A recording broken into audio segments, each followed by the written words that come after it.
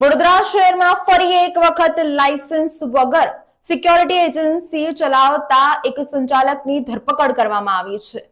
Waghodia road પર એક security agency ચલાવતા SMS સિક્યોરિટી એજન્સીના સંચાલક રામકિશનની પોલીસ દ્વારા ધરપકડ કરવામાં આવી છે અને આગળની કાયદેસરની કાર્યવાહી હાથ ધરવામાં આવી।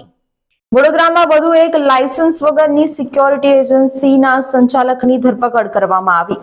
શહેરમાં લાયસન્સ વગરની વધુ એક સિક્યોરિટી એજન્સીના સંચાલક સામે પોલીસ ફરિયાદ કરવામાં આવી છે। પોલીસના જણાવ્યા મુજબ વાઘોડિયા રોડ વૃંદાવન 4 રસ્તા પાસેની સેન્ટાઝ લિવિંગ હેમિલ્ટન હાઉસ નામની ગર્લ્સ હોસ્ટેલના સિક્યોરિટી ગાર્ડની તપાસ બાદ SMS એજન્સીના સંચાલક રામકિશન પ્રહલાદ રામ બરોલા ઓકલેન્ડ હાઉસ ખટંબા પાસે વાઘોડિયા રોડની પૂછપરછ કરાઈ હતી। તેમણે સિક્યોરિટી એજન્સી અંગે પોલીસની મંજૂરી નહીં લીધી હોવાની વિગતો જણાતા તેમની સામે પોલીસ કમિશનરના રાજીનામાના ભંગ બદલ ગુનો નોંધી ધરપકડ કરવામાં આવી છે।